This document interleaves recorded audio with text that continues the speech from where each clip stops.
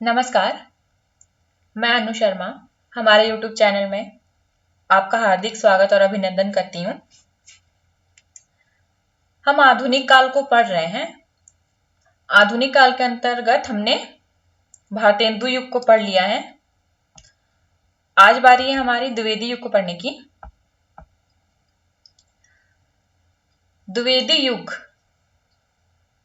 अधिकांश लोग यहाँ जानते ही होंगे कि द्विवेदी युग किसके नाम पे है। सबसे पहले तो द्विवेदी युग पे ही चलते हैं। द्विवेदी युग ध्यान रखना है, ये हजारी प्रसाद द्विवेदी पर नहीं, महावीर प्रसाद द्विवेदी पे है। ठीक, इसके अलावा इस युग को द्विवेदी युग कहा क्यों गया, द्विवेदी युग कहने का कारण क्या है, और द्विवेदी युग की समय सीमा क्या है, इस संबंध में यहाँ पे चर्चा करेंगे। तो शुक्ल, आचार्य शुक्ल जो है, आचार्य शुक्ल का मत ध्यान रखना है। आचार्य शुक्ल जो 4 प्रकरण, जो शुक्ल कितने प्रकरण, 4 प्रकरण बांटते हैं, 4 प्रकरण। ठीक, और तीन क्या करते हैं, 3 बांटते हैं उत्थान। ठीक, 3 उत्थान है और 4 प्रकरण। पहले प्रकरण के अंतर्गत क्या कहते हैं वो, पहले प्रकरण के अंतर्गत पुरानी धारा नाम देते हैं। ठीक, द्वितीय प्रकरण को वो भारतेंदु युग नाम देते हैं। पहला प्रकरण, प्रथम को क्या है, प्रथम का नाम है पुरानी धारा।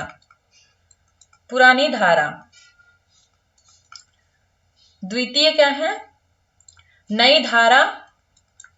नई धारा प्रथम उत्थान नाम से, प्रथम उत्थान। ये कौन सा युग है, ये रहा हमारा भारतेंदु युग। और जो यहां तीसरा जो है, वो है ये नई धारा द्वितीय उत्थान नाम से। और द्विवेदी युग का समय कब से कब तक मानते हैं, शुक्ल का मत ध्यान रखना है और एक नगेंद्र का मत ध्यान रखना है आरंभ के संबंध में द्विवेदी युग के। ठीक, तो ये ध्यान रखेंगे कि 1893 से 1918 तक ये समय सीमा कौन मानते हैं, ये समय सीमा मानते हैं शुक्ल। आचार्य शुक्ल कब से कब तक द्विवेदी युग का समय मानते हैं, 1893 से 1918 तक। ठीक, और डॉक्टर नगेंद्र कब से कब तक मानते हैं, डॉक्टर नगेंद्र जो है वो 1900 से 1918 तक को मानते हैं क्या, द्विवेदी युग का समय। और द्विवेदी युग को इन्होंने क्या नाम दिया है, जागरण सुधार काल। जागरण सुधार काल नाम किसने दिया है, द्विवेदी युग ने। और भारतेंदु युग को क्या नाम दिया है, भारतेंदु युग को नाम दिया है पुनर्जागरण काल। लेक्चर 1 हमारा अपलोड हो चुका है भारतेंदु युग पर, वो 1 घंटे का लेक्चर आप लोग देख लीजिए उसको। अब चलते हैं आखिर द्विवेदी युग का नामकरण द्विवेदी युग क्यों रखा गया। इसका इस युग को द्विवेदी युग कहने का सबसे बड़ा कारण है कि द्विवेदी जी ने क्या किया था, महावीर प्रसाद द्विवेदी जी ने, आगे चलती हूं, मैं लिख देती हूं। महावीर प्रसाद द्विवेदी जी ने महावीर प्रसाद द्विवेदी जी ने क्या किया था, उनकी जो साहित्यिक और सांस्कृतिक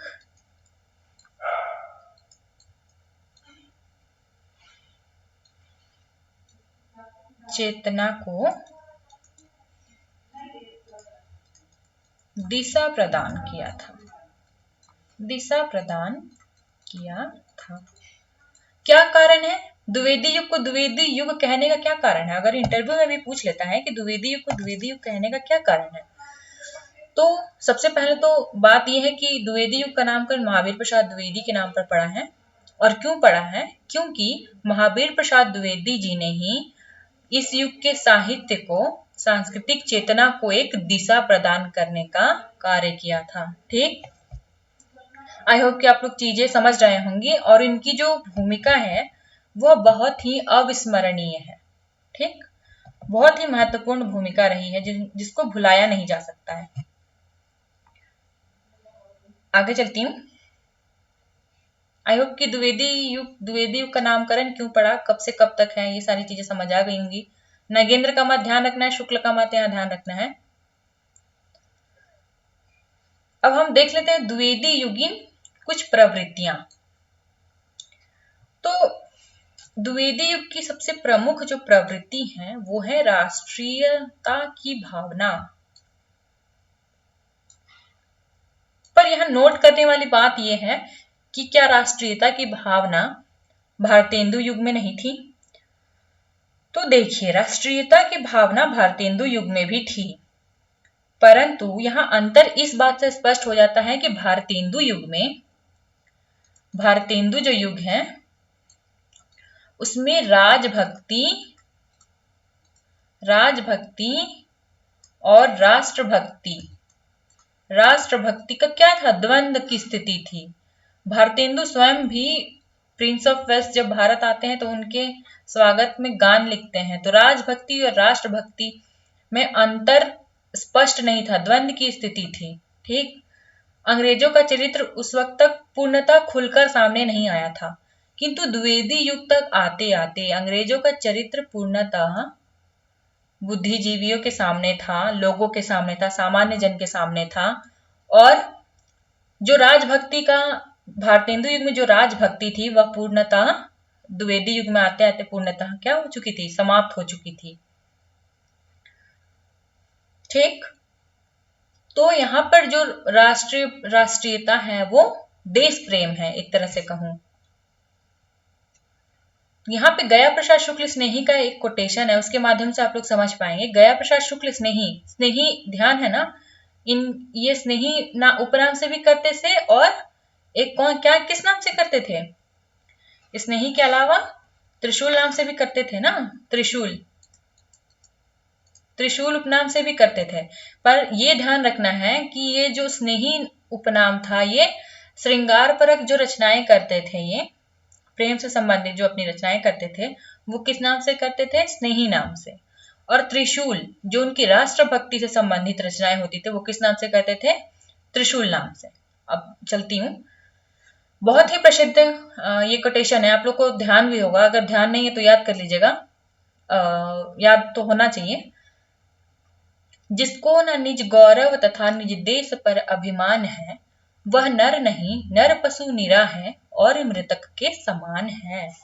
शुक्ल, यहाँ पर गया प्रसाद शुक्ल स्नेही क्या कहते हैं कि जिसको भी अपने निज भाषा पर, निज देश पर क्या नहीं है? अभिमान नहीं है, वो क्या है? पशु के समान है और मृतक के समान है। पशु और मृतक से क्यों तुलना की गई है? क्योंकि उन पर किसी प्रकार का कोई प्रभाव नहीं पड़ता है। समाज में क्या चल रहा है उससे पशु और मृतक पूर्णतः अछूते होते हैं, उन पर इसका कोई प्रभाव नहीं पड़ता है। इसीलिए वो कह रहे हैं कि जिसको न निज गौरव तथा निज देश पर अभिमान है, वह नर नहीं नर पशु निरा है और मृतक के समान है। तो वही नाथुराम शंकर शर्मा की पंक्ति है। नाथुराम शंकर शर्मा की एक बहुत ही महत्वपूर्ण कृति का नाम आता है, पूछा भी जाता है बार बार, गर्वरंड रहस्य करके पूछा भी गया था एमपीपीसीएस में। देशभक्ति वीरों मरने से नेक नहीं, डरना होगा प्राणों का बलिदान, देश की वेदी पर करना होगा। ये किससे संबंधित है? एक तरह से मैं कहूं देश से संबंधित है, देशभक्ति से संबंधित है, राष्ट्र भावना से संबंधित है। ठीक, देश पर प्राण निछावर करने की बात हो रही है। ठीक, और अब आते हैं मैथिली शरण गुप्त का एक कोटेशन मैं इसलिए सामने ले आई हूं ताकि आप लोग उस समय के परिवेश उस समय की सांस्कृतिक परिवेश क्या है, उस समय की राजनीतिक परिस्थिति क्या है, सांस्कृतिक स्थिति क्या है, वो सारी चीजों को समझ सकते हैं। अब चलते हैं महर्षि शरण गुप्त की रचना भरत भारती को देशभक्ति कविताओं के लिए प्रतिबंधित कर दिया गया था। इनकी भारत भारती जो रचना है उसको क्या कर दिया गया था, इतनी प्रसिद्धि इस रचना को मिल गई थी कि इसको अंग्रेज सरकार ने क्या कर दिया था, प्रतिबंधित कर दिया था। प्रेमचंद की भी एक रचना एक कहानी संग्रह प्रतिबंधित हुई थी, कोई बता सकता है कौन सी है? कमेंट सेक्शन में लिखिए। आगे चलती हूँ।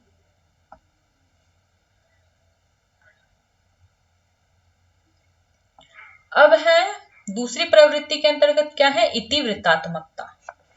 सबसे पहले तो इतिवृत्तात्मकता क्या होती है इसी को समझते हैं। इतिवृत्तात्मकता से तात्पर्य है, मैं यहां लिखती हूं, घटना प्रधान या फिर स्थूल चेतना, स्थूल पदार्थ चेतना। ठीक,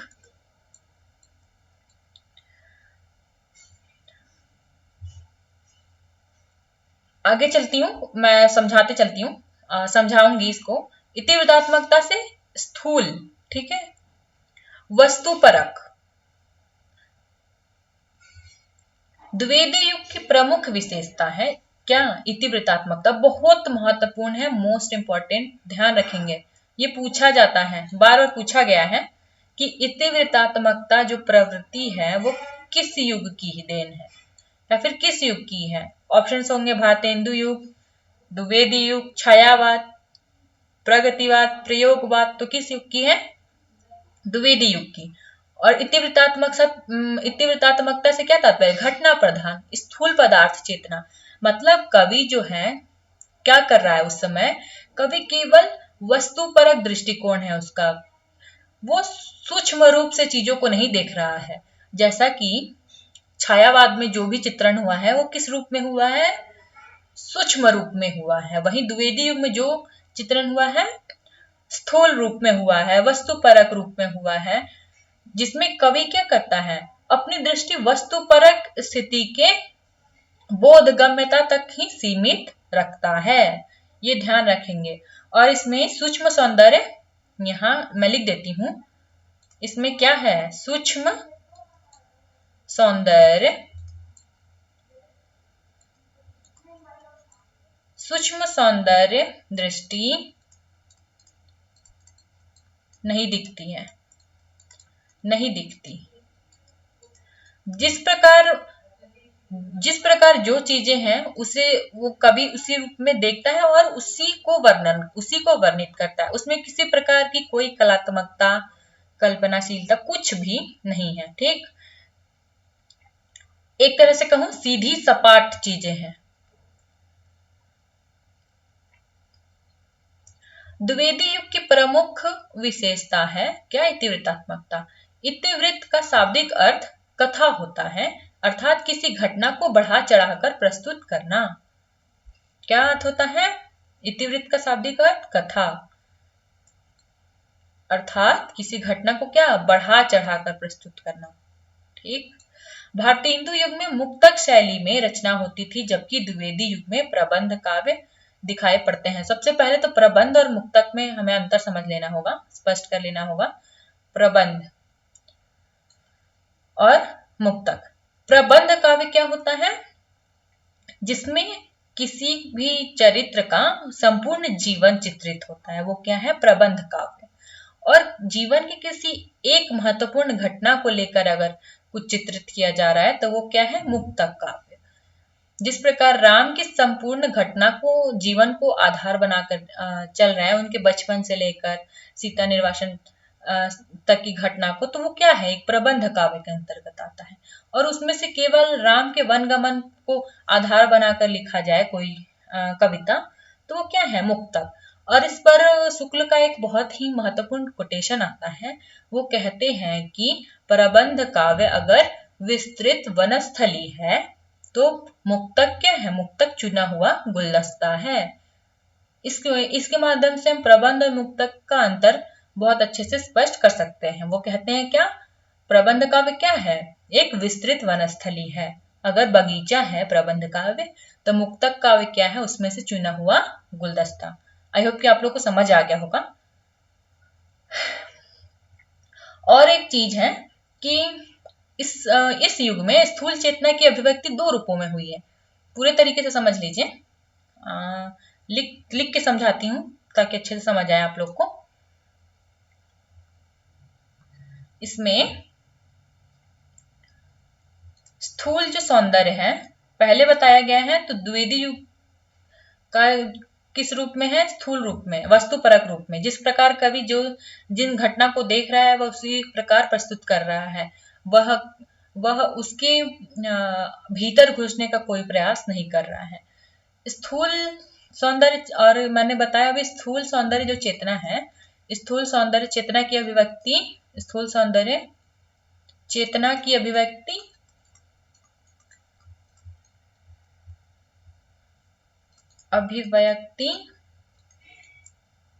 दो रूपों में हुई है। किस किस प्रकार, दो रूपों में हुई है। पहला नंबर क्या है,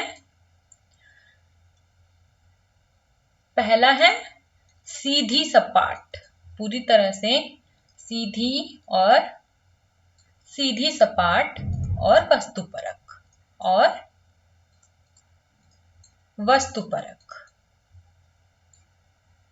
के रूप में, सीधी सपाट और वस्तुपरक के रूप में हुई है। ठीक, किस किस कविताओं को अगर एग्जाम्पल के थ्रू समझाना चाहूँ तो सीधी सपाट रूप में हम कौन सी कविता को देख सकते हैं, हम देख सकते हैं भारत भारती को, भारत भारती। इसके अलावा एक हल्दी घाटी करके कविता है, हल्दी घाटी।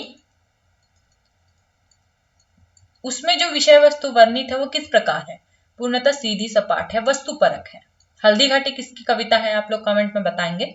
2 नंबर पे चलती हूँ। दूसरी नंबर जो मैंने अभी बताया था, 2 रूप। तो पहला रूप क्या है, सीधी सपाट और वस्तुपरक। और सीधी सपाट वस्तुपरक जो विषय है वो किस कविता में अभिव्यक्त हुए हैं, अगर समझने के लिए बताऊं तो हम भारत भारती में देख सकते हैं, हल्दी घाटी कविता में देख सकते हैं।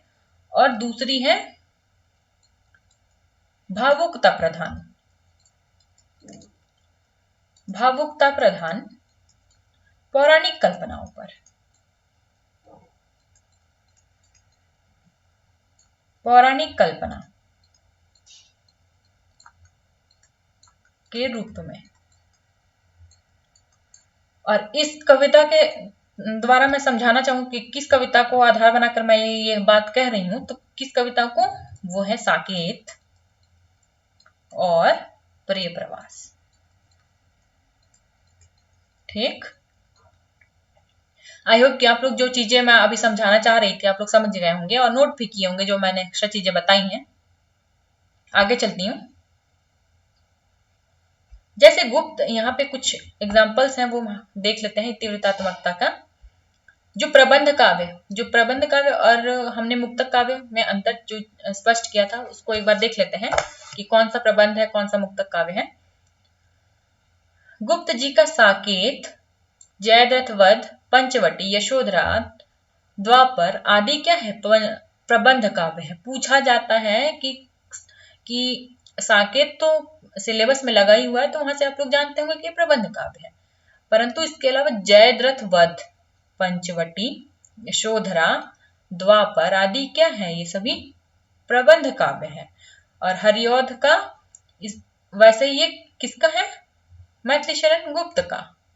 अब हरिऔध की कविताओं में प्रिय प्रवास, वैदेही वनवास, ये सभी क्या है, प्रबंध काव्य। वैदेही वनवास क्या है, वैदेही मतलब सीता का एक नाम था क्या, वैदेही। ठीक, रामनरेश त्रिपाठी का, ये तो पूछा गया है बहुत बार कि इनकी रचनाएं कौन कौन सी है, क्रम से लगाने के लिए भी दिया जाता है। तो मिलन, पथिक, स्वप्न, ये ध्यान रखेंगे, मिलन, पथिक और स्वप्न, ये क्या है, प्रबंध काव्य है। जबकि मानसी जो है वो क्या है, मुक्तक काव्य है। ध्यान में रखना है कि मानसी क्या है, मुक्तक काव्य। जबकि मिलन, पथिक और स्वप्न ये क्या है, ये जो है प्रबंध काव्य है। ठीक। और गुप्त जी का कविता पे एक बहुत प्रसिद्ध पंक्ति है, किसी को याद है तो बताइए क्या है पंक्ति। वो कहते हैं ना कि केवल मनोरंजन न कवि का कर्म होना चाहिए, उसे उसमें उचित उपदेश का भी मर्म होना चाहिए। ये पंक्ति को ध्यान में रखेंगे और उसी प्रकार हम क्या करेंगे, इस युग की प्रवृत्ति को समझेंगे। वो क्या कहते हैं, केवल मनोरंजन कवि का कर्म नहीं होना चाहिए, उसमें क्या होना चाहिए, उचित उपदेश भी होना चाहिए। ठीक, आई होप की चीजें समझ में आ रही होंगी आप लोग को। आगे चलती हूँ। आदर्श एवं नैतिकता।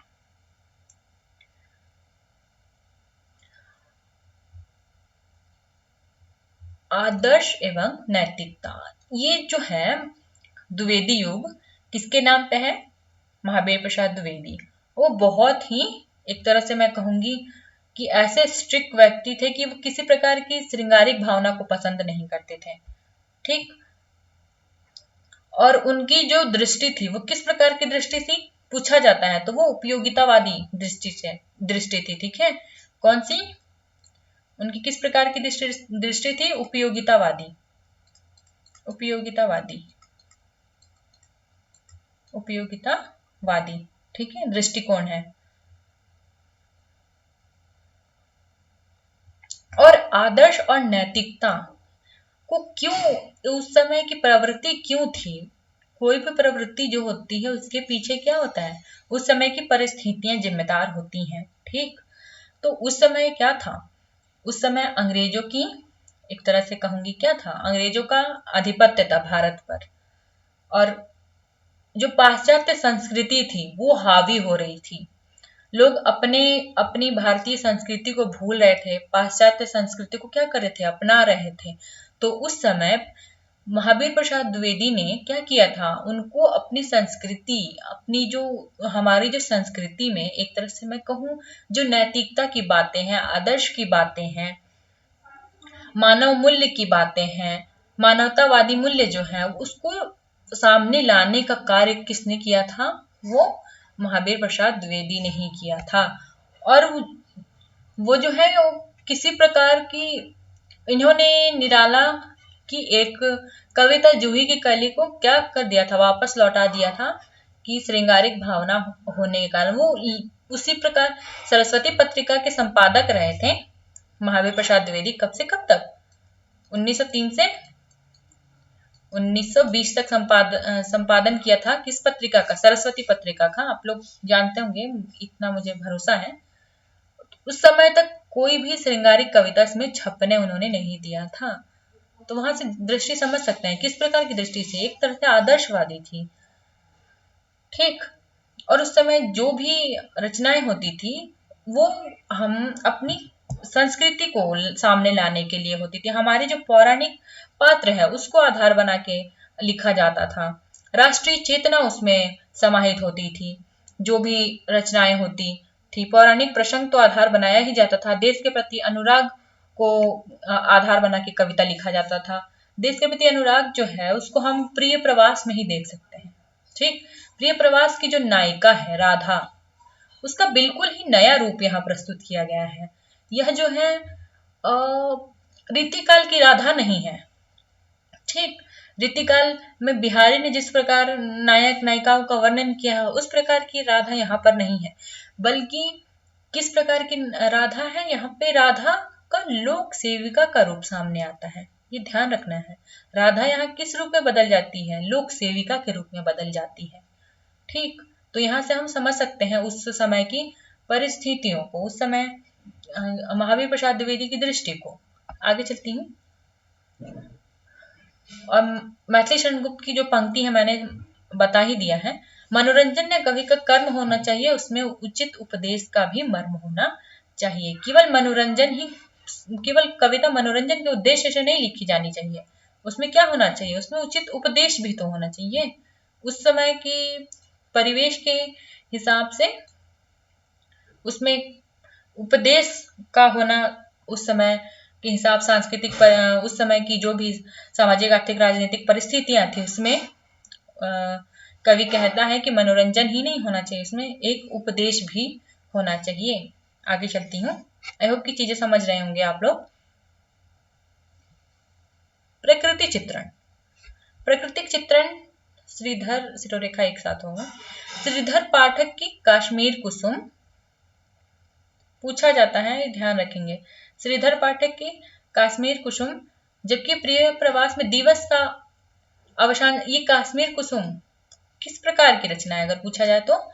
ये प्रकृति चित्रण से संबंधित रचना है। और किसकी रचना है? श्रीधर पाठक की रचना है। श्रीधर पाठक को क्या स्वीकार किया जाता है? श्रीधर पाठक जो है खड़ी बोली हिंदी के प्रथम कवि स्वीकार किए जाते हैं, ये भी ध्यान रखना है। उनके बारे में कुछ एडिशनल इंफॉर्मेशन ले लीजिए कि श्रीधर पाठक जो है वो क्या है, खड़ी बोली के प्रथम कवि स्वीकार किए जाते हैं। ठीक है, साथ ही खड़ी बोली के प्रथम स्वच्छंदतावादी कवि भी माने जाते हैं। यहाँ पे मैं लिखते चलती हूँ थोड़ी चीजें, श्रीधर पाठक के बारे में थोड़ी चीजें जान लीजिए। ये क्या स्वीकार किए जाते हैं? खड़ी बोली के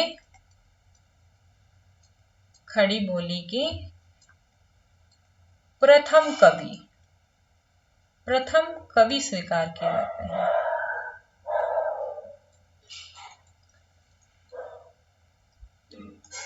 प्रथम कवि स्वीकार किए जाते हैं।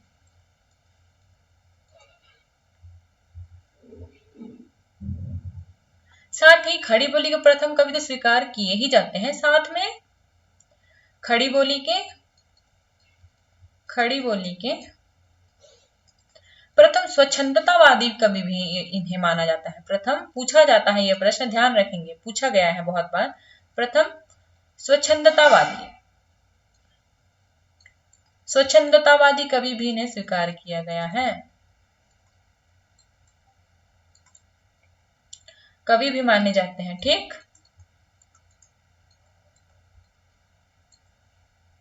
और इनकी एक रचना है कश्मीर कुसुम, किससे संबंधित है? प्रकृति चित्रण से संबंधित है।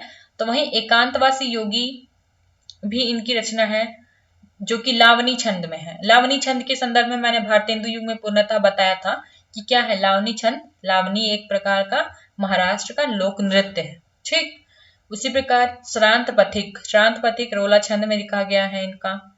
ठीक, अब आगे चलती हूँ। जबकि प्रिय प्रवास में दिवस का अवसान समीप था, गगन था कुछ लोहित हो चला। यह प्रकृति का चित्रण हम लोग देख सकते हैं।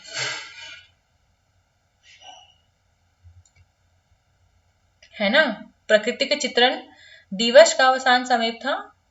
देख रहे हैं किस प्रकार प्रकृति का चित्रण हो रहा है। इसी प्रकार एक निराला की भी कविता आती है, संध्या सुंदरी करके, एक उनकी बहुत ही प्रसिद्ध कविता है। जो ये क्या है, ये स्थूल रूप में वर्णित है प्रकृति, परंतु जो संध्या सुंदरी कविता है कि कविता इस प्रकार की है कि अभी मुझे ध्यान नहीं आ रहा पूर्णतः कि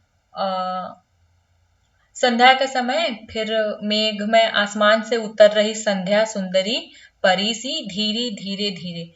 तो वो जो है उन्होंने निराला ने बहुत ही उसमें सूक्ष्म तरीके से चित्रित किया है। ये ध्यान रखेंगे, स्थूल सूक्ष्म का जो अंतर है द्विवेदी युग छायावाद में। छायावाद पढ़ेंगे तो मैं बताऊंगी उसको भी। अब चलते हैं सामाजिक समस्याओं पर। सामाजिक समस्या से क्या तात्पर्य है? उस समय जिस प्रकार की परिस्थितियां थी समाज में, क्या था समाज में उस समय? बाल विवाह प्रचलित था।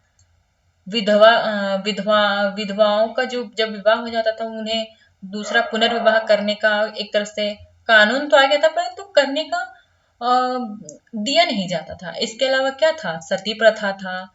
इसके अलावा कौन कौन सी विकृतियां थी? और स्त्रियों से संबंधित बहुत से उस समय मुद्दे थे कि उन्हें घर के चार दीवारी के अंदर रखना। ये सामाजिक समस्या। तो गुप्त ने यशोधरा में लिखा है, अबला जीवन है तुम्हारी यही कहानी, आंचल में है दूध और आंखों में है पानी। बहुत प्रसिद्ध पंक्ति है। इससे समझ सकते हैं उस समय की स्थिति को कि तुम्हारी कहानी क्या है, एक स्त्री की का जीवन कैसा है, इस पंक्ति से हम लोग देख सकते हैं। ठीक, आगे चलती हूँ। खड़ी बोली का प्रयोग। खड़ी बोली का प्रयोग जो है मैं यहाँ पे मैं बता देती हूँ, लिखा नहीं हुआ है कुछ भी, फिर भी खड़ी बोली का प्रयोग भारतेंदु युग में क्या था? भारतेंदु युग में गद्य की भाषा क्या थी? खड़ी बोली। किंतु पद्य में क्या स्वीकार किया जाता था? पद्य में अभी भी ब्रज को ही स्वीकार किया जाता था, ब्रज भाषा को ही। किंतु खड़ी बोली का प्रयोग विशेष रूप से किस युग की देन है? द्विवेदी युग की। और सबसे महत्वपूर्ण जो कार्य है द्विवेदी युग का, उन्होंने द्विवेदी युग में किस किस क्षेत्र में सुधार लाया था? सबसे पहले तो भाषा के क्षेत्र में, भाषा को व्याकरण सम्मत बनाने का कार्य किसका रहा है? भाषा को व्याकरण सम्मत बनाने का जो कार्य रहा है, जो अभी हम देख पा रहे हैं, इस पे शुक्ल का एक कथन भी है कि अभी अगर महावीर प्रसाद द्विवेदी उस समय ना आए होते तो जो भाषा इस प्रकार अव्यवस्थित होती कि उसे ठीक करने में बहुत समय लग जाता। ये शुक्ल का कथन है। भाषा के क्षेत्र में उन्होंने सुधार किया, भाषा के साथ ही व्याकरण पर भी ध्यान दिया था। भाषा किस प्रकार होनी चाहिए? भाषा खड़ी बोली तो होनी ही चाहिए, साथ में व्याकरण सम्मत भाषा होनी चाहिए। और पद्य में भी किस प्रकार की भाषा द्विवेदी युग में हो गई थी? द्विवेदी युग में खड़ी बोली में भाषा हो गई थी। ध्यान रखेंगे इन सारी चीजों का। भाषा के क्षेत्र में इन्होंने सुधार किया था। विषय वस्तु के संबंध में, काव्य की विषय वस्तु किस प्रकार की होगी? वो क्या कहते हैं कि यमुना किनारे की केली कीड़ाएं बहुत हो चुकी हैं, अर्थात नायक नायिकाओं से संबंधित रचनाएं बहुत हो चुकी, नायक नायिका भेद से संबंधित रचनाएं बहुत हो चुकी हैं। अब जो करना, वो जो विषय को लाना चाहते थे, समाज में जो चीजें प्रचलित थी उस समय, जो समस्याएं थी, उसको चित्रित करवाना चाहते थे। चींटी से लेकर हाथी तक को विषय वस्तु, तुच्छ वस्तु को वो आधार बनाना चाहते थे कविता में, ना कि श्रृंगार परक कविताओं को। ठीक, आई होप कि आप लोग समझ गए होंगे खड़ी बोली के संबंध में। अनुवाद भी इस युग में बहुत हुआ है। अनुवाद महावीर प्रसाद द्विवेदी विशेष रूप से बेकन से प्रभावित थे। उन्होंने बेकन रचनावली करके लिखा भी है। जो यहाँ लिखा हुआ है उसको पढ़ लेते हैं। मैथिली शरण गुप्त ने माइकल मधुसूदन की 2 बंगला काव्य ग्रंथ मेघनाथ वध और विरहिणी ब्रजांगना का अनुवाद किया था। किसका अनुवाद किया था? माइकल मधुसूदन के 2 काव्य ग्रंथों का, मेघनाथ वध और विरहिणी ब्रजांगना का अनुवाद किया था। साथ में श्रीधर पाठक की तो बहुत इन्होंने अनुवाद किया है। श्रीधर पाठक ने गोल्ड स्मिथ की रचनाओं का किस नाम से? हर्मिट नाम से अनुवाद किया था। एकांतवासी गोल्ड स्मिथ की किस रचना का? हर्मिट। ठीक है, ध्यान रखेंगे आप लोग को, ये मुझे जहां तक ख्याल है याद भी होगा। गोल्ड स्मिथ की हर्मिट रचना का अनुवाद किस नाम से किया था? एकांतवासी योगी के नाम से किया था। मुझे उम्मीद है कि ये चीजें आप लोग को याद होगा।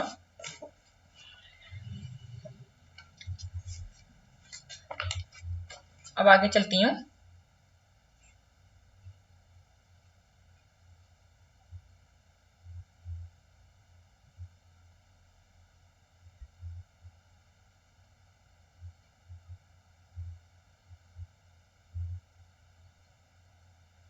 अब महावीर प्रसाद द्विवेदी पे आते हैं।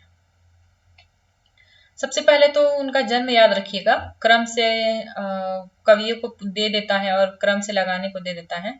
तो महावीर प्रसाद द्विवेदी का जन्म कब है? 1864 ईस्वी। ठीक, मृत्यु से उतना लेना देना नहीं है, मृत्यु से प्रश्न तो अभी तक नहीं पूछा है, किंतु जन्म से संबंधित महावीर प्रसाद द्विवेदी का जन्म से संबंधित उन्होंने बहुत बार प्रश्न किया हुआ है। ठीक है, तो महावीर प्रसाद द्विवेदी का जन्म कब हुआ था? 1864 ईस्वी। कहाँ हुआ था? रायबरेली, दौलतपुर गांव में। ठीक, आगे चलती हूँ। 1903 से 1920 तक महावीर प्रसाद द्विवेदी सरस्वती पत्रिका के संपादक रहे थे।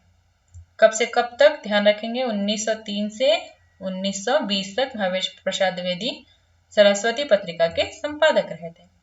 और गद्य और पद्य की भाषा खड़ी बोली। मैंने इसके पहले ही बताया था कि गद्य और पद्य भाषा दोनों में ही खड़ी बोली। जबकि भारतेंदु युग में क्या था? भारतेंदु युग में भारतेंदु युग में गद्य की भाषा तो क्या थी? खड़ी बोली, खड़ी बोली, खड़ी बोली। और किंतु पद्य की भाषा जो अभी तक क्या थी? ब्रज भाषा ही थी, ब्रज भाषा ही थी। किंतु उसे द्विवेदी युग में द्विवेदी जी के कारण यहाँ पद्य में भी किस भाषा का प्रचलन हुआ था? खड़ी बोली, खड़ी बोली। एक मेरा आप लोग से प्रश्न है कि ये बताइए कि भारतेंदु की उस रचना का नाम बताइए जो कि खड़ी बोली में रचना है। किस काव्य रचना का नाम बताइए जो कि खड़ी बोली में है? बताइए। ये भारतेंदु युग में मैंने बहुत अच्छे से कवर किया है निमोनिक्स के थ्रू। वो आप लोग एक बार वीडियो देख लेंगे तो वो पूर्णतः आप लोग को याद हो जाएगा। कौन कौन सा था? फूलों का गुच्छा और दशरथ विलाप, है ना? फूलों का गुच्छा, फूलों का गुच्छा, फूलों का गुच्छा और दशरथ विलाप, दशरथ विलाप। ये जो रचना है विलाप, ये जो रचना है उनकी कविता किस भाषा में है? खड़ी बोली में। पूछा जाता है ये प्रश्न। ये सारी चीजें आप लोग को बताया गया है भारतेंदु युग में, भारतेंदु युग के लेक्चर में। उम्मीद करती हूँ आप लोगों ने देखा होगा उस लेक्चर को। अगर नहीं देखा है तो देख लीजिएगा। आप ही लोग के लिए वीडियो लेक्चर बनाया जा रहा है इतने मेहनत करके। अब है मैथिली शरण गुप्त। मैथिली शरण गुप्त लिखते हैं, करते तुलसीदास भी कैसे मानसनाथ, महावीर का यदि उन्हें मिलता नहीं प्रसाद। ये पंक्ति आप लोग जानते ही होंगे। ये एक तरह से महावीर प्रसाद द्विवेदी जो कि गुरु थे उनके। मैथिली शरण गुप्त मैथिली शरण गुप्त के गुरु का नाम क्या था? मैथिली शरण गुप्त के गुरु का नाम, गुप्त के गुरु कौन थे? महावीर प्रसाद द्विवेदी थे ना, महावीर प्रसाद द्विवेदी। ठीक, महावीर प्रसाद द्विवेदी, महावीर प्रसाद द्विवेदी थे। और इनकी बहुत प्रसिद्ध रचना है क्या? साकेत। साकेत जो लिखने की प्रेरणा है उन्होंने कहाँ से ली थी? साकेत जो लिखने की प्रेरणा है, एक सबसे पहले तो रविंद्रनाथ टैगोर ने एक लेख लिखा था। वो ध्यान रखेंगे, ये जो क्रम है मैं जो बता रही हूँ ध्यान रखेंगे। टैगोर ने एक लिखा था लेख, क्या? काव्येर उपेक्षिता, काव्येर उपेक्षिता नाम से। ठीक है, किसने लिखा था? काव्येर उपेक्षिता, टैगोर ने। उसके बाद इसी से इसको पढ़ने के बाद महावीर प्रसाद द्विवेदी लिखते हैं। महावीर प्रसाद क्या लिखते हैं? वो लिखते हैं कवियों की उर्मिला विषयक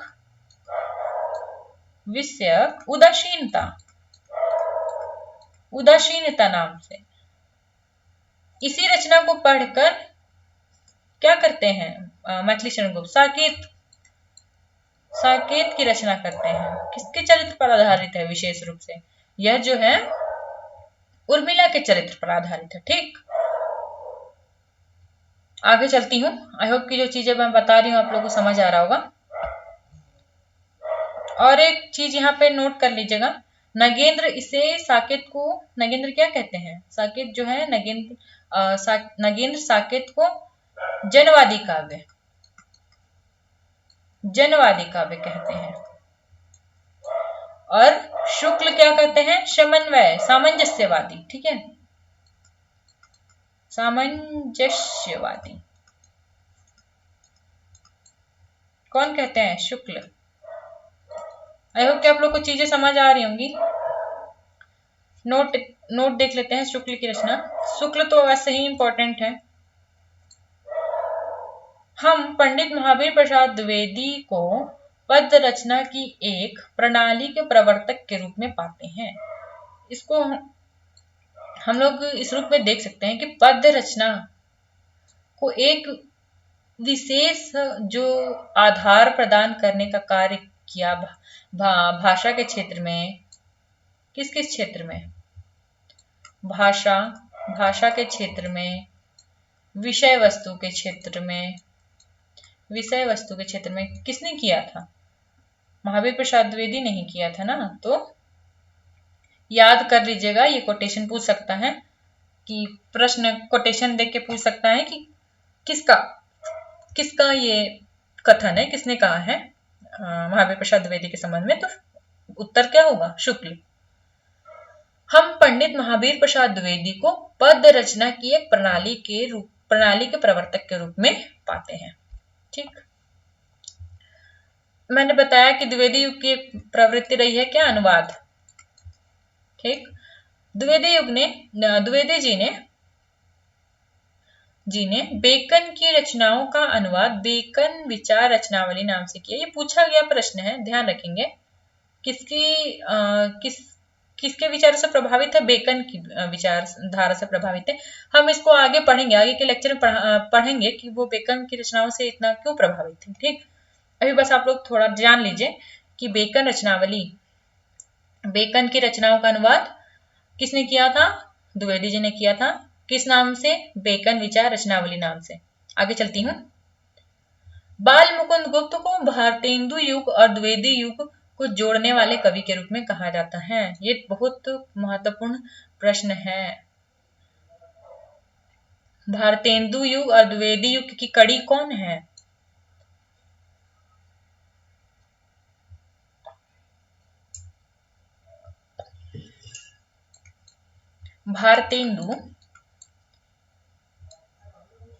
भारतेंदु और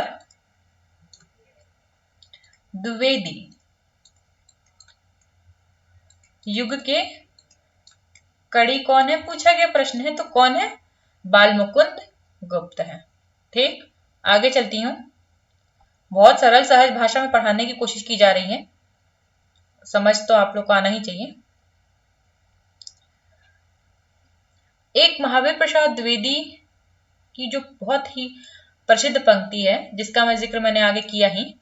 चींटी से लेकर हाथी पर्यंत पशु, भिक्षु से लेकर राजा पर्यंत मनुष्य, बूंद से लेकर समुद्र पर्यंत जल, अनंत आकाश, अनंत पृथ्वी, अनंत पर्वत, सभी पर कविताएं हो सकती हैं। मोस्ट इंपॉर्टेंट है, यहाँ से उनकी दृष्टि को समझ सकते हैं। वो चींटी से लेकर हाथी पर्यंत, भिक्षु से लेकर राजा पर्यंत, बूंद से लेकर समुद्र पर्यंत जो भी वस्तुएं हैं, सब पर कविताएं लिखी जा सकती हैं। हो सकता है बहुत से लोग ये कोटेशन को जानते हों, लेकिन उन्हें ये नहीं पता होगा कि ये लिया किस निबंध से गया है। तो ये ध्यान रखना है, ये किस निबंध से लिया गया है? कवि और कर्तव्य निबंध से। अगर पूछ लेता है कि पंक्ति ही देकर पूछ देगा कि ये किस निबंध से है, और वहां पर हम महावीर प्रसाद द्विवेदी के बहुत से निबंध का नाम दे दिया जाए, तो वो किस निबंध से है? कवि और कर्तव्य निबंध से। ठीक, आई होप की चीजें समझ रहे होंगे आप लोग। आगे चलती हूँ और उनकी कुछ रचनाएं देख लीजिए। महावीर प्रसाद द्विवेदी की कुछ रचनाएं क्या क्या है? काव्य मंजूषा। ठीक, काव्य मंजूषा, सुमन, कान्यकुब्ज, अबला विलाप। कान्यकुब्ज, अबला विलाप ये साथ ही में है।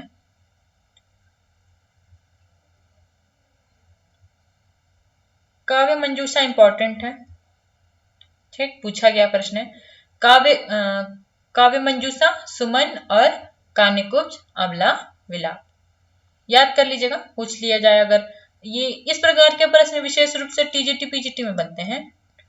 टीजीटी पीजीटी में इस अगर पढ़ के जाते हैं पूरा आपने महावीर प्रसाद द्विवेदी को खत्म कर दिया, अगर उनकी रचनाएं ही थोड़ी सी छूट गई तो वहीं से प्रश्न बन जाता है कि काव्य मंजूषा किसकी रचना है। तो अगर पढ़े नहीं रहेंगे तो फिर दिक्कत हो जाएगा। ठीक, चलते हैं आगे।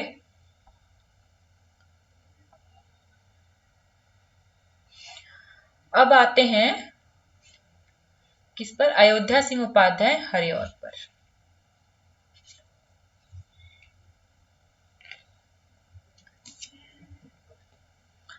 जन्म कब हुआ था? 1865। और महावीर प्रसाद द्विवेदी का जन्म कब हुआ था? ध्यान रखने वाली चीज है, महावीर प्रसाद द्विवेदी इनसे 1 वर्ष पहले 1864। मैं बार बार इस पे जोर दे रही हूं इसीलिए कि ये पूछा गया है। यहाँ पे महावीर प्रसाद द्विवेदी, अयोध्या सिंह उपाध्याय हरिऔध, मैथिली शरण गुप्त, नाथुराम शंकर शर्मा, ये सारी चीज कवियों को दे देता है और क्रम से दे देता है और बोलता है क्रम से लगाने के लिए। तो अगर जन्म आपको याद नहीं रहेगा तो फिर दिक्कतें आ जाएंगी। ठीक, तो अयोध्या सिंह उपाध्याय हरिऔध का जन्म कब हुआ था? 1865। कहाँ हुआ था? आजमगढ़। ठीक, रचनाएं देख लेते हैं। कृष्ण शतक, इनकी रचना एक है क्या? कृष्ण शतक। प्रिय प्रवास 1914। ध्यान रखेंगे चीजें। और इनको क्या कहा जाता है? इनको जो है कवि सम्राट कहते हैं, ध्यान रखेंगे। ठीक, और एक महत्वपूर्ण पंक्ति है जो इनकी रचना है, प्रिय प्रवास।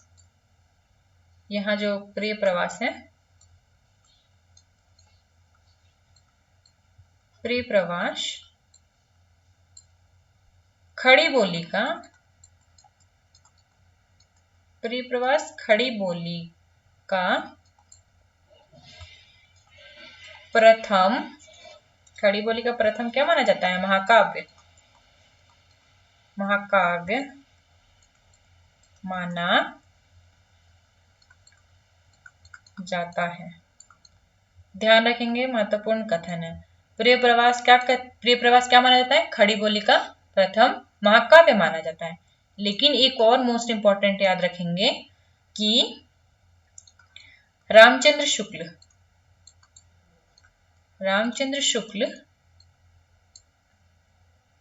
प्रिय प्रवास को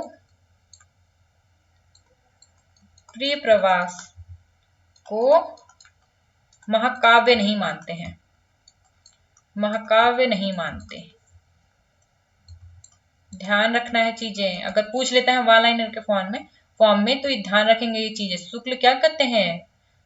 मोस्ट इंपॉर्टेंट ही लगा देती हूं मैं, महाकाव्य नहीं मानते हैं। ठीक, और क्यों?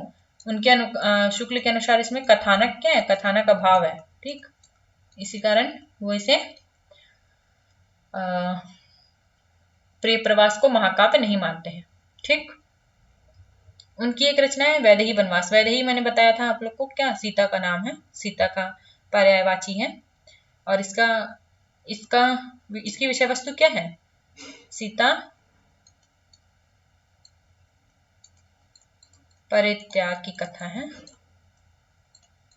परित्याग की कथा का वर्णन है, सीता परित्याग की कथा का वर्णन है। ठीक,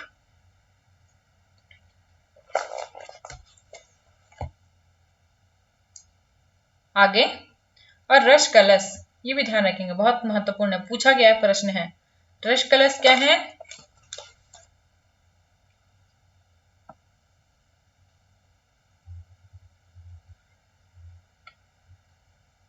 रस कलश जो है वो सबसे पहले तो इसकी भाषा ही ध्यान रखेंगे, किस भाषा में है? ब्रज भाषा में है। ठीक, इसीलिए शुक्ल ने इनको कहाँ स्थान दिया है? पुरानी धारा के कवियों में प्रथम उत्थान के अंतर्गत। क्यों? क्योंकि इन्होंने ब्रज भाषा से संबंधित रचनाएं भी की हैं। इसमें ध्यान रखेंगे कि रस कलश पूछा गया प्रश्न है। रस कलश जो है किस भाषा में है? तो रस कलश किस भाषा में है? ब्रज भाषा में। ठीक। और इनकी एक रचना है, यहाँ पे मैंने लिखा भी है ब्रज भाषा में, चुभते चौपदे। चुभते चौपदे जो है, इसकी जो भाषा है मुहावरेदार है। मुहावरेदार भाषा। जो भी एक्स्ट्रा में चीजें लिख रही हूँ वो भी ध्यान रखिएगा। चुभते चौपदे की भाषा किस प्रकार की है? मुहावरेदार भाषा है। और इस एक बार सारी जो रचनाएं हैं उनका वर्ष भी देख लीजिएगा। प्रिय प्रवास कब है? 1914। जो महत्वपूर्ण है उसी को मैंने लिखा है, उसी का रचना वर्ष लिखा है। वैदेही वनवास 1940, पारिजात 1937, रस कलश 1931, चुभते चौपदे 1932।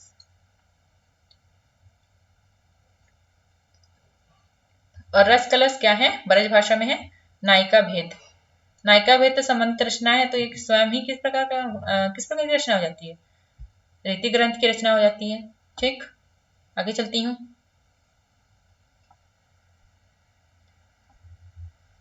अब जो इनका प्रबंध काव्य है, प्रबंध काव्य, खड़ी बोली का प्रबंध पहला महाकाव्य माना जाता है, बताया ना मैंने। किंतु शुक्ल इसे मानते नहीं है पहला महाकाव्य। क्यों नहीं मानते हैं? कथानक अभाव के कारण। उसका प्रकाशन वर्ष क्या है? 1914। कितने सर्गों में है? 17 सर्गों में बटा है। पारिजात, ये पूछा गया प्रश्न है। पारिजात जो है 1937 में कितने सर्गों में बटा है? 15। वैदेही वनवास, वैदेही वनवास में क्या है? वैदेही वनवास का मैंने अभी बताया था ना विषय वस्तु क्या है? सीता परित्याग की कथा है ना वैदेही वनवास में। तो ये क्या है? 1941 में लिखा गया है। और उसमें कितने सर्ग हैं? 18 सर्ग हैं। ध्यान रखेंगे, मोस्ट इंपॉर्टेंट चीजें हैं। ठीक। प्रिय प्रवास का तो ध्यान ही रखना है। कितने सर्गों में है? 17 सर्गों में है। पारिजात 15 सर्गों में। वैदेही वनवास 18 सर्गों में। और प्रिय प्रवास चूंकि हमारे सिलेबस में लगा है तो इसको हम लोग थोड़ा अच्छे से पढ़ लेते हैं ताकि प्रश्न आ जाए तो हमसे छूटे ना। ग्रंथ, ये जो ग्रंथ है 15 अक्टूबर सन 1909 को आरंभ और कार्य बाहुल्य से 26 जनवरी सन 1913 को समाप्त हुआ था। कितने वर्ष लगे थे? 9 से 13, 5 वर्ष हुए ना। कितने वर्ष लगे थे इनको पूरा करने में? 5 वर्ष। ठीक। प्रकाशन 14। आगे चलती हूँ।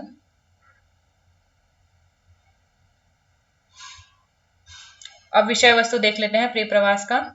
प्रिय प्रवास जो है कितने सर्ग हैं? ऊपर बताया मैंने। सबसे पहले प्रकाशन वर्ष क्या है? 1914 प्रकाशन वर्ष। सर्ग कितने हैं? सर्ग की बात की जाए तो वह कितने हैं? 17। क्या विषय वस्तु है? इसमें हिंदी खड़ी बोली का इसे हिंदी खड़ी बोली का प्रथम महाकाव्य मानते हैं। इसमें कृष्ण के बचपन से लेकर मथुरा प्रस्थान तक की कहानी है। ध्यान रखेंगे, कब से कब तक की कहानी है? कृष्ण के बचपन से लेकर, कृष्ण के बचपन से लेकर मथुरा प्रस्थान तक की कहानी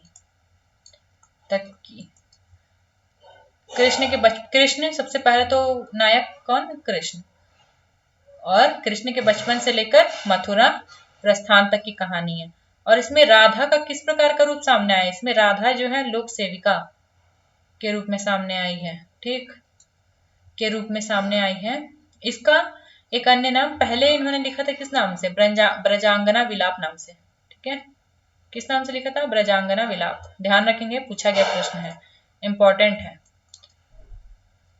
और लोक सेविका क्यों चित्रित हो जाती है ये बता दीजिए मुझे। मैंने बताया ना इसके पहले, क्योंकि उस समय की सामाजिक, राजनीतिक, सांस्कृतिक परिस्थितियां ही इस प्रकार की थी कि सारी चीजें किस प्रकार रचित होती थी उस समय। सभी प्रकार सारी चीजें देशभक्ति से, पौराणिक कथाओं से संबंधित होती थी। ठीक है, अपनी संस्कृति, जो लोग पाश्चात्य संस्कृति से प्रभावित हो रहे थे, अपनी संस्कृति का निरादर कर रहे थे, उनको अपनी संस्कृति का महत्व बताने के लिए, उनकी महत्ता बताने के लिए इस प्रकार की रचनाएं एक तरह से की जाने लगी थी। ठीक, यह संस्कृत के वर्ण वृत्तों, वर्णिक छंद पर आधारित है। संस्कृत के वर्ण वृत्तों पर आधारित है, ये भी पूछा गया है, ध्यान रख लेंगे नोट। शुक्ल ने इसे महाकाव्य नहीं माना है, ये तो मैंने बता दिया, इंपॉर्टेंट है। सबसे पहले अगर पूछ ही लेता है कि प्रिय प्रवास जो कि 1914 में लिखा गया 17 सर्गों में, प्रिय प्रवास को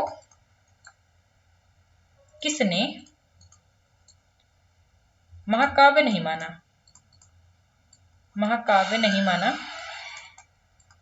तो किसने नहीं माना? कौन होगा? शुक्ल।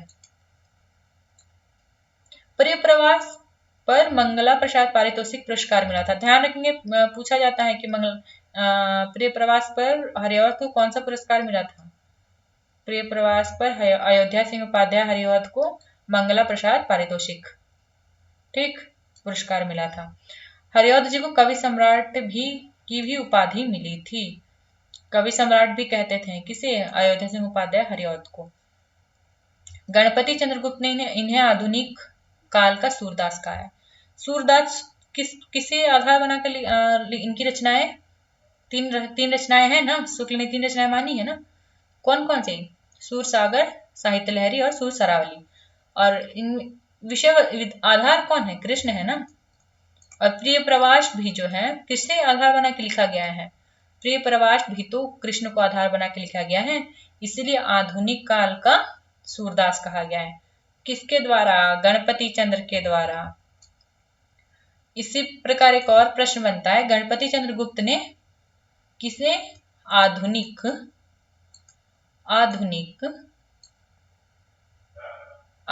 काल का तुलसी कहा है? आधुनिक काल का तुलसीदास कहा है किसे कहा है? ये बताइए, आधुनिक काल का तुलसीदास किसे कहा है? मैथिली शरण गुप्त को। ठीक, क्यों कहा है? क्योंकि मैथिली शरण गुप्त का साकेत, और मैथिली शरण गुप्त का साकेत, इसके अलावा मैथिली शरण गुप्त जो है राम के भक्त थे, इसी कारण उनको क्या कहा है? तुलसी। ठीक, अब चलते हैं थोड़ा मैथिली शरण गुप्त के संबंध में थोड़ी चीजें देख लेते हैं। सबसे तो पहले मुझे आप लोग ये बताइए कि द्विवेदी जी का जन्म कब हुआ था? द्विवेदी जी का जन्म कब हुआ था? 1864 में हुआ था ना। उसके बाद कौन आते हैं? हरिऔध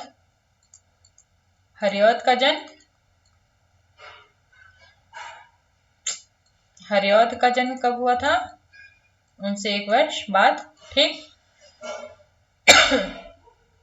अब है मैथिली शरण गुप्त। मैथिली शरण गुप्त का ध्यान रखेंगे, 1886। ठीक, कहाँ हुआ था? चिरगांव, झांसी। उन्हें साहित्य जगत में किस नाम से जाना जाता है? दद्दा नाम से। ये तो ध्यान ही रख लीजिएगा आप लोग, बहुत बार पूछा गया है। दद्दा नाम से साहित्य जगत में कौन जाना जाता है? दद्दा नाम से साहित्य जगत में मैथिली शरण गुप्त जाने जाते हैं। ठीक, मैथिली शरण गुप्त।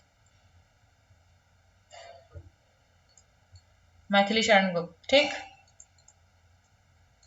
शरण गुप्त। उनकी कृति भारत भारती, जो कि भारत भारती का प्रकाशन वर्ष 1912, भारत भारती के स्वतंत्रता संग्राम के समय काफी प्रभावशाली सिद्ध हुई थी। स्वतंत्रता संग्राम के समय जो उनके भारत भारती है वो काफी प्रसिद्धि इसको मिली थी, बहुत ही प्रभावशाली थी। और इसी कारण महात्मा गांधी ने इन्हें राष्ट्र कवि की उपाधि दी थी। किसने? मैथिली पूछ लेगा अगर, मैथिली शरण गुप्त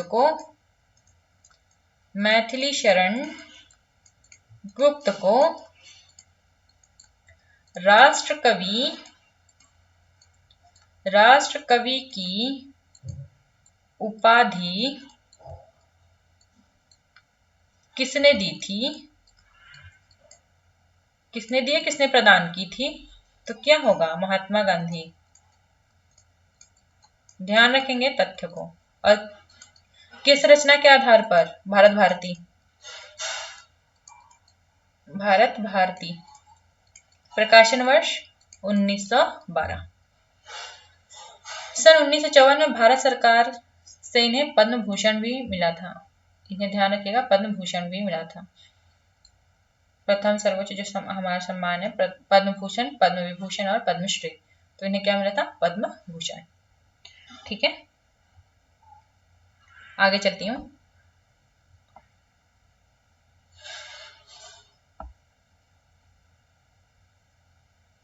गुप्त जी की रचना के संबंध में थोड़ी चीजें पढ़ लेते हैं।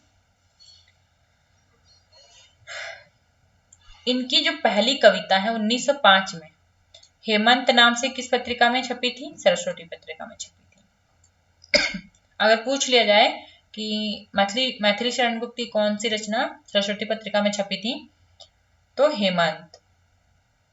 कब? 1905 में। और ये प्रश्न पूछ लिया जाए कि मैथिली शरण गुप्त की पहली कविता कौन सी है, तो कौन सी है? हेमंत। ठीक है, और इनका महाकाव्य कौन सा है? इनके जो महाकाव्य हैं वो साकेत और जय भारत। ये क्या है उनके महाकाव्य। साकेत की प्रकाशन वर्ष ध्यान रखेंगे, साकेत का 1931 और जय भारत का 1952। ठीक, और खंड काव्य है, जिसमें मैंने प्रकाशन वर्ष लिखा है वही ध्यान रखिएगा, वरना इतना प्रकाशन वर्ष ध्यान रखना संभव नहीं है। जयद्रथ वध अगर पूछा जाए किस प्रकार की रचना है, तो ध्यान रखेंगे ये खंड काव्य है। भारत भारती 1912। पंचवटी पूछा जाता है, बहुत बार पूछा गया है, प्रकाशन वर्ष सहित, तो 25।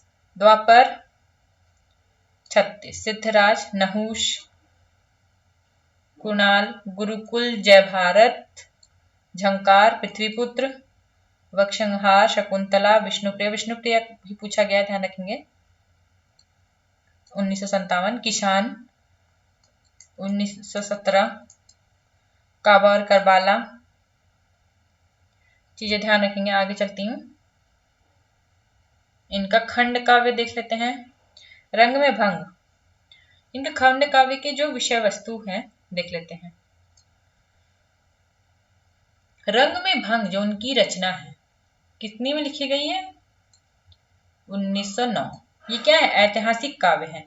बूंदी और चित्तौड़ के शौर्य की कहानी, एक तरह से राजपूतों के शौर्य की कहानी है। कौन सी? रंग में भंग। और उसकी भाषा क्या है? भाषा खड़ी बोली है। अगर पूछ लिया जाए कि रंग में भंग किस प्रकार की रचना है, सबसे पहले तो यही ध्यान रखना है किस प्रकार की रचना है, खंड काव्य है। और इसकी विषय वस्तु क्या है? इसकी विशेष रूप से जो राजपूत है उनके शौर्य की कहानी है। ठीक, अब चलते हैं जयद्रथ वध, प्रकाशन वर्ष 1910। महाभारत की कथा पर आधारित है जयद्रथ वध। जयद्रथ महाभारत का पात्र है। किसान 1917 में, किसान जीवन पे आधारित है। 8 सर्गों में, ध्यान रखेंगे 8 सर्गों में है। पंचवटी 1925 में। रामायण में लक्ष्मण सुपर्णरेखा प्रसंग पर आधारित है। पंचवटी प्रसंग जो है, पंचवटी, और वही पंचवटी प्रसंग की बात करूं, अगर पंचवटी प्रसंग किसकी रचना है बताइए? पंचवटी प्रसंग ध्यान रखिए किसकी रचना है? निराला की। और पंचवटी, केवल पंचवटी पूछा जाए तो किसकी रचना है? मैथिली शरण गुप्त की। और इसकी विषय वस्तु क्या है? रामायण के लक्ष्मण सुपर्णरेखा प्रसंग पर आधारित है। सौरंध्री किसका सबसे पहले तो किस पात्र का पर्यायवाची है? किस नाम का? द्रौपदी का। द्रौपदी का पर्यायवाची क्या है? सौरंध्री। ठीक, ये महाभारत प्रसंग पर आधारित है। और देख रहे हैं जितनी भी पौराणिक घटनाएं हैं उसको आधार बनाकर लिखा गया है। ये इस युग की प्रमुख प्रवृत्ति ही रही है। और द्रौपदी का चित्रण है, सौरंध्री द्रौपदी का ही एक दूसरा नाम है।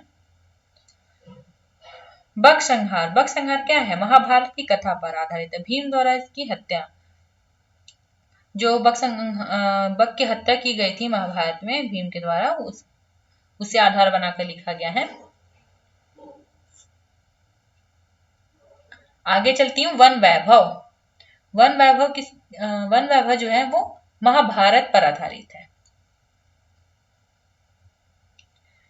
अब देख लेते हैं भारत भारती, जो उनकी रचना है, जो हमारे नेट के सिलेबस में भी है। भारत भारती रचना को भी हम लोग एक तरह से कहूँ कि डिटेल में पढ़ेंगे।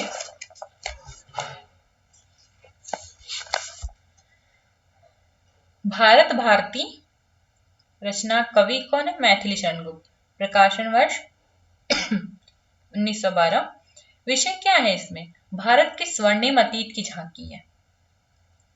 ठीक, भारत की जो और ये ध्यान रखेंगे ना, 3 खंडों में बटा है। कौन कौन सा? अतीत, वर्तमान और भविष्य। अतीत खंड के अंतर्गत मैथिली शरण गुप्त जी क्या करते हैं? जो भारत, जो पहले सोने का चिड़िया कहलाता था, उसका वर्णन करते थे कि उस समय किस प्रकार ऋषि मुनि रहा करते थे। ये जो हमारा स्वर्णिम इतिहास रहा है, उसका चित्रण कहाँ मिलता है? अतीत खंड में। ठीक, आगे चलती हूँ।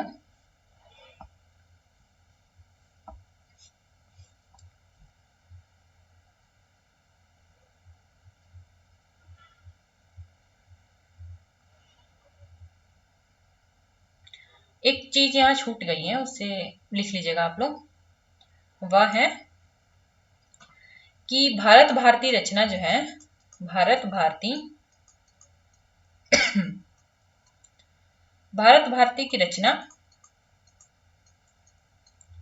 वो मुसद्दस्याली तथा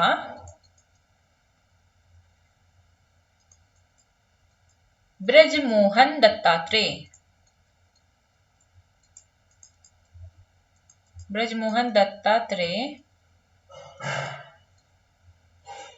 कैफी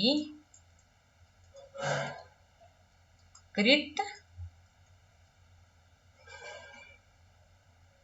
भारत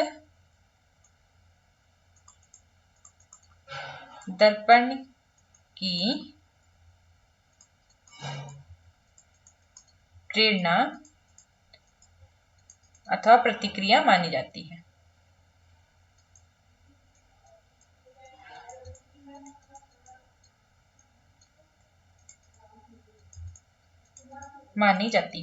जो किससे प्रेरणा ली थी उन्होंने भारत भारती लिखने की? मुसद्दस्याली और ब्रजमोहन दत्तात्रेय की रचना भारत दर्पण से। ठीक, ये इंपॉर्टेंट है, पूछा भी गया है। आगे चलती हूँ। भारत भारती पर के विषय में कथन। शुक्ल क्या कहते हैं भारत भारती के संबंध में? देखते हैं उसे। शुक्ल का इंपॉर्टेंट ही हमेशा रहता है, ध्यान रखना ही चाहिए। शुक्ल जी की ओर पहले पहल, शुक्ल जी कहते हैं कि गुप्त जी की ओर पहले पहल हिंदी प्रेमियों की सबसे अधिक ध्यान खींचने वाली उनकी भारत भारती कविता निकली। तो वो क्या कहते हैं? गुप्त जी की ओर सबसे पहले ध्यान जो लोगों का गया, वो किस रचना के माध्यम से गया? भारत भारती रचना के माध्यम से गया। इसमें मुसद्दस्याली के ढंग पर भारतीयों की या हिंदुओं की भूत और वर्तमान दशाओं की विषमता दिखाई गई है।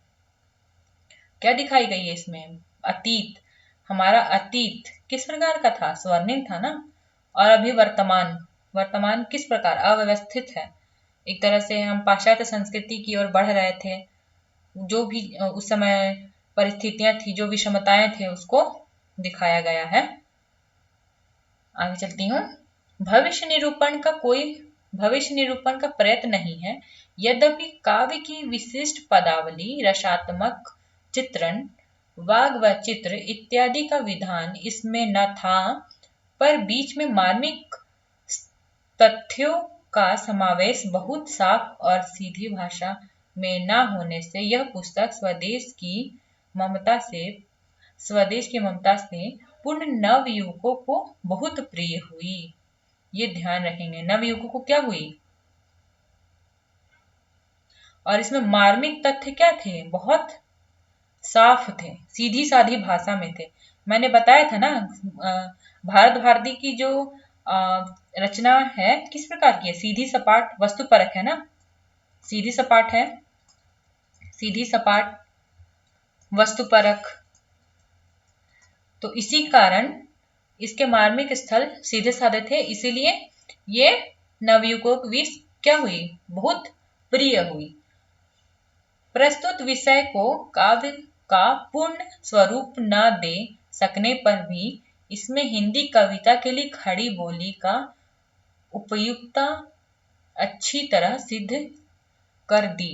इन्होंने किसकी उपयुक्तता सिद्ध कर दी? खड़ी बोली की। ध्यान रखेंगे, ठीक। बहुत सरल सहज भाषा में था ये पंक्तियां, आई होप कि समझ गए होंगे शुक्ल क्या कहना चाह रहे हैं। चलती हूँ आगे, समझा भी दिया मैंने। बच्चन सिंह क्या कहते हैं? बच्चन सिंह का कथन है, भारत भारती तो उस समय की राष्ट्रीय भावनाओं की सिस्मोग्राफ है। सिस्मोग्राफ, सबसे पहले तो ये बताइए मुझे, सिस्मोग्राफ क्या है?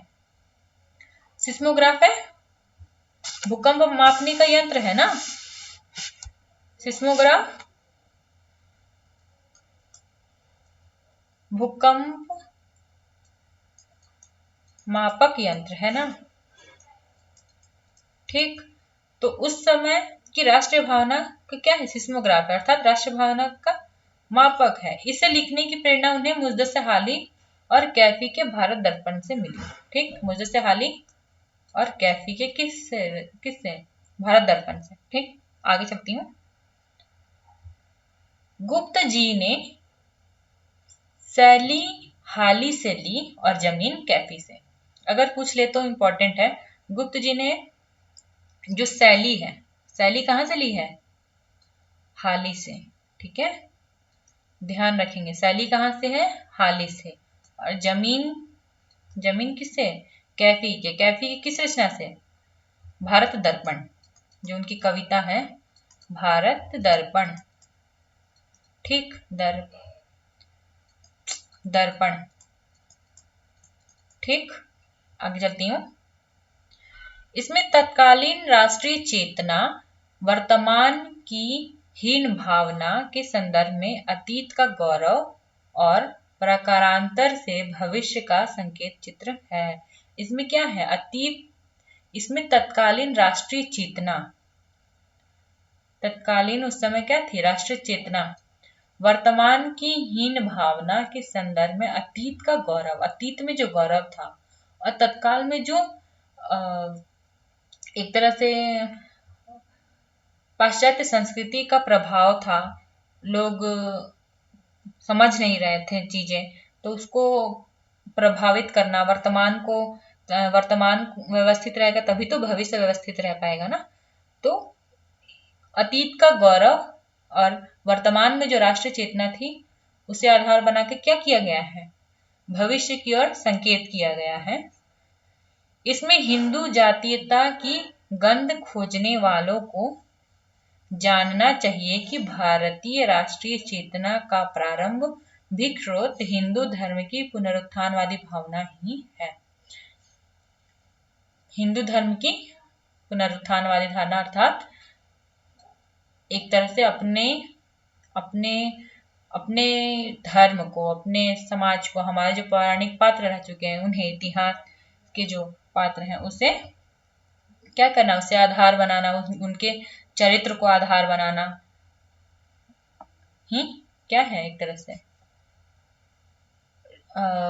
इसे भारत भारती में आधार बनाया गया है। आगे चलती हूँ। रामस्वरूप चतुर्वेदी क्या कहते हैं? भारत भारती के संबंध में देख लेते हैं। रामस्वरूप चतुर्वेदी, भारत भारती में कवि ने अपनी राष्ट्रीय भावना की एक रूपरेखा प्रस्तुत की है। तो भारत भारती में क्या की है? भारत भारती में राष्ट्रीय भावना की रूपरेखा है, ठीक है। क्या है? राष्ट्रीय भावना। तो वहीं साकेत में क्या है? भक्ति भावना। ये दोनों कवि की सर्वाधिक लोकप्रिय रचनाएं हैं। रामस्वरूप चतुर्वेदी क्या कहते हैं?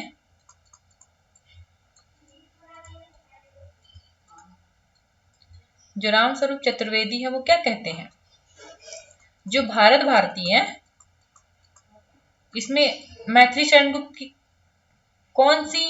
कौन सा भाव सामने आया है इसमें? राष्ट्रीय भावना सामने आई है। कौन सी भावना आई है? राष्ट्रीय भावना। ठीक। और वहीं जो साकेत है, साकेत में कौन सी भावना सामने आई है? भक्ति भावना। ध्यान रखेंगे, यही कहना चाह रहे हैं, भक्ति भावना। ठीक, आगे चलती हूँ। भारत भारती में जागरण का स्वर प्रधान है। भारत भारती में जागरण का स्वर प्रधान है।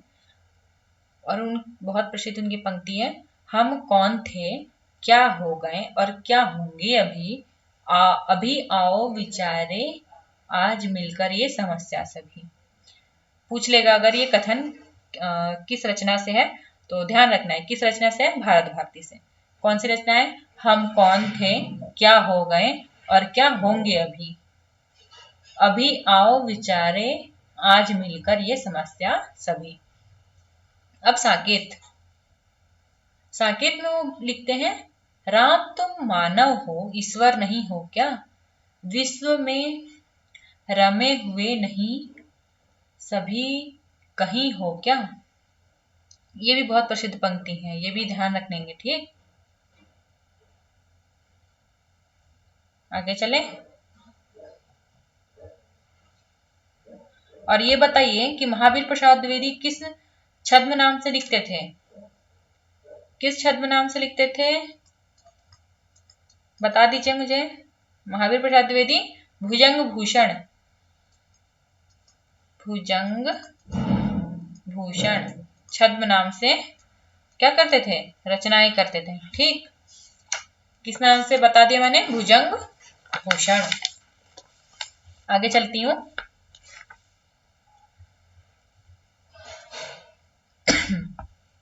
बच्चन सिंह अब क्या कहते हैं? बच्चन सिंह हिंदी भाषा भाषी क्षेत्र में इतने व्यापक स्तर पर राष्ट्रीय सांस्कृतिक चेतना जगाने का जो काम अकेले भारत भारती ने किया, उतना किसी अन्य पुस्तक ने मिलकर भी नहीं किया। क्या कहते हैं? जितना भारत भारती ने जितनी राष्ट्रीय सांस्कृतिक चेतना जगाने का कार्य किया, उतनी उस समय की सभी पुस्तकों ने मिलकर भी नहीं किया। ये बहुत प्रसिद्ध कथन है, इंपॉर्टेंट भी है। किसका है ये ध्यान रख लेंगे, बच्चन सिंह का है। डॉक्टर नगेंद्र क्या कहते हैं?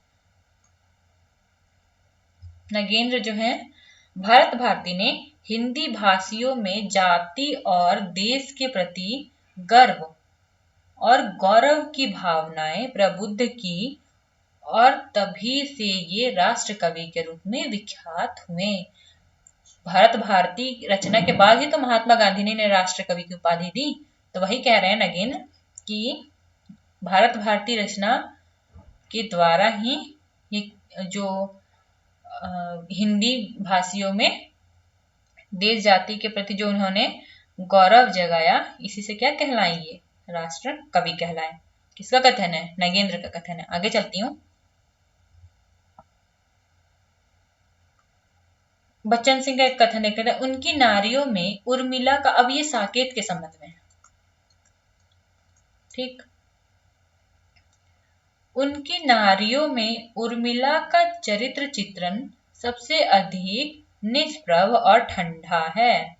रोने के अतिरिक्त उसे और कोई काम नहीं है। विरह वर्णन के लिए इतने अधिक पृष्ठ खपा देना औचित्यपूर्ण नहीं लगता।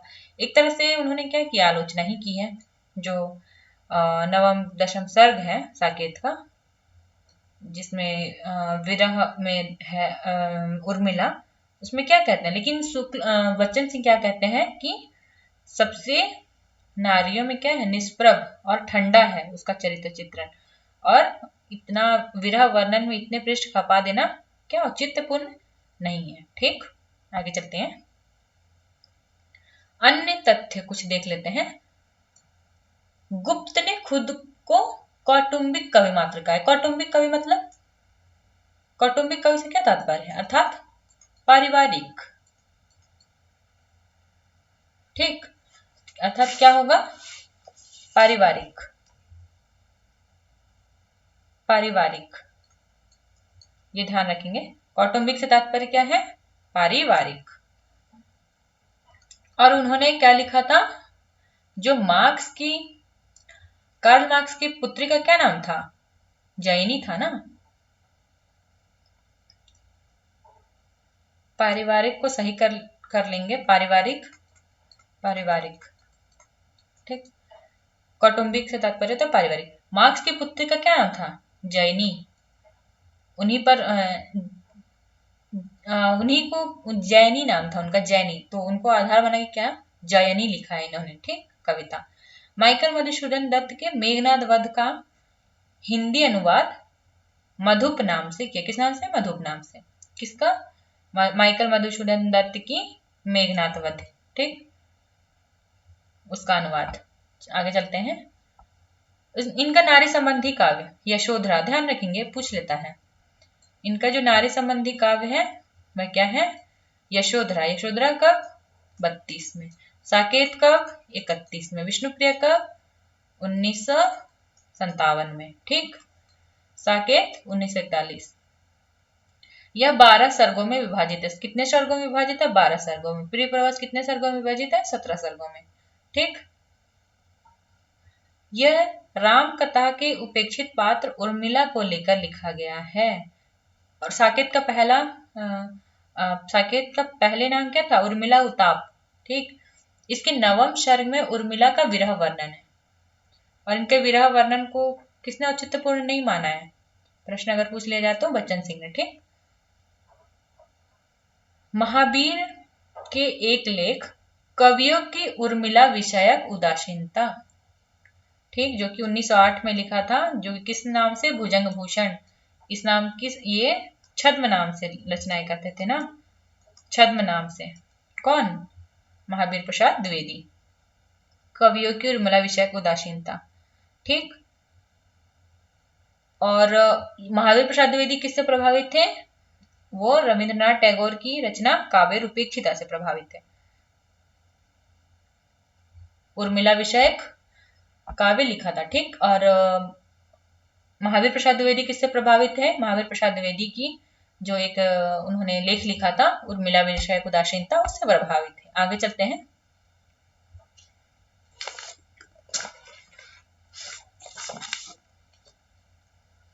और विष्णुप्रिया, विष्णुप्रिया पर भी कुछ चीजें सुन लीजिए, जो कि इंक्लूड नहीं है, मैं बता देती हूँ केवल। विष्णुप्रिया कौन थी ये बताइए मुझे। जैसे यशोधरा कौन थी? यशोधरा गौतम बुद्ध की पत्नी थी ना, तो यशोधरा क्या है? मैं लिख देती हूँ, चीजें आप लोग लिखते चलिएगा जो मैं एक्स्ट्रा लिख रही हूँ। यशोधरा, यशोधरा जो काव्य है वह गौतम बुद्ध के गृह त्याग की घटना पर आधारित है, ठीक। गृह त्याग की घटना पर आधारित है, पूछा जाता है, इसीलिए मैं लिख दे रही हूं, आधारित, आधारित है, ठीक।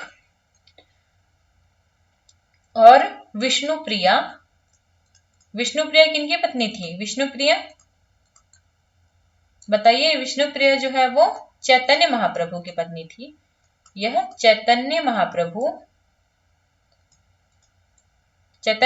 किस संप्रदाय के थे?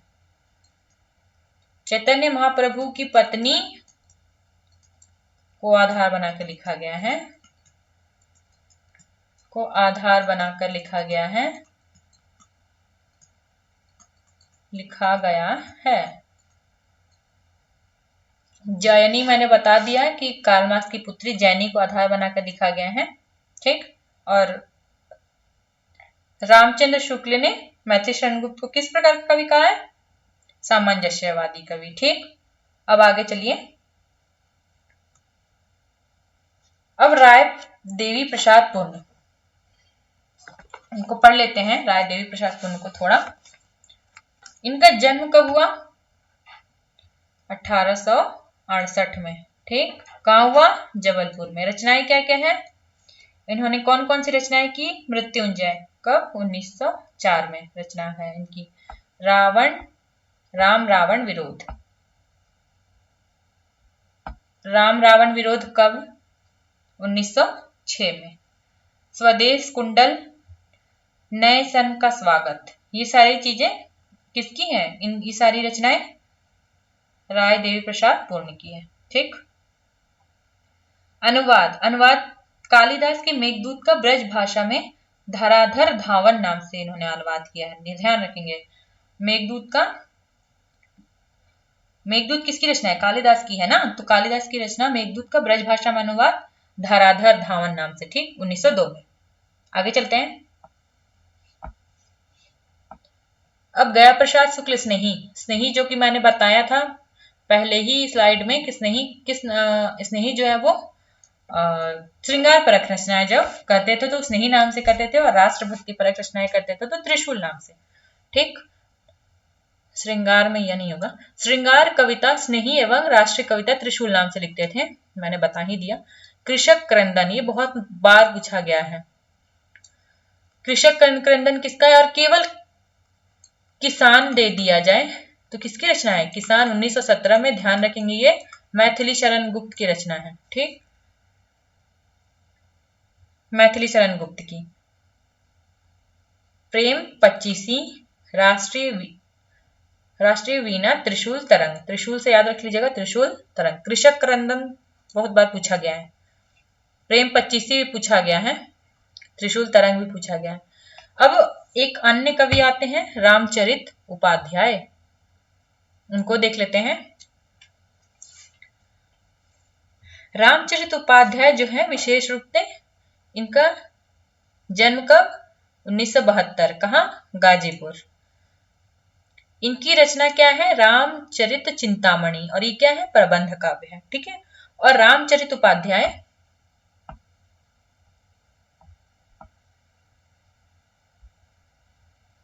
एक्स्ट्रा चीजें जो मैं लिख रही हूं वो देख लीजिएगा। रामचरित उपाध्याय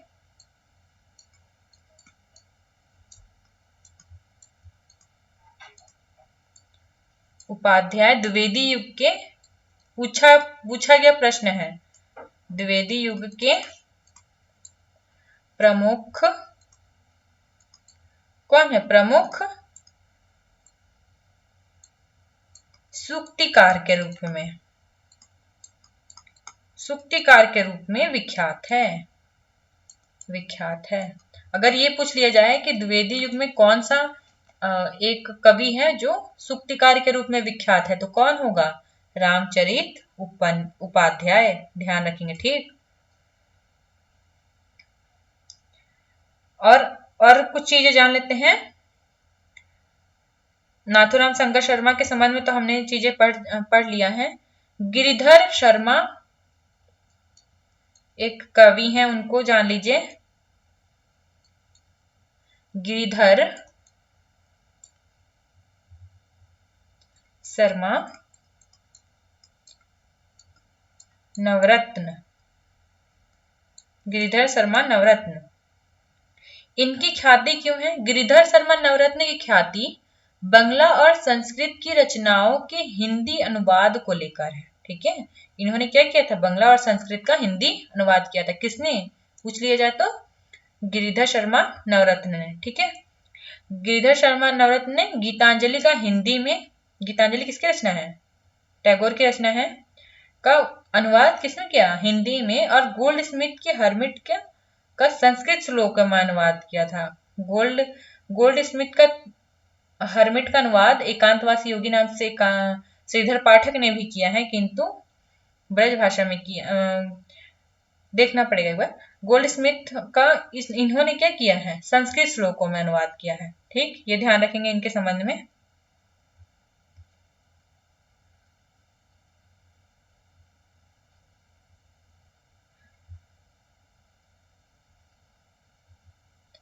आज का क्लास हम लोग यहीं समाप्त करते हैं। आई होप कि आप लोगों ने क्लास को एंजॉय किया होगा।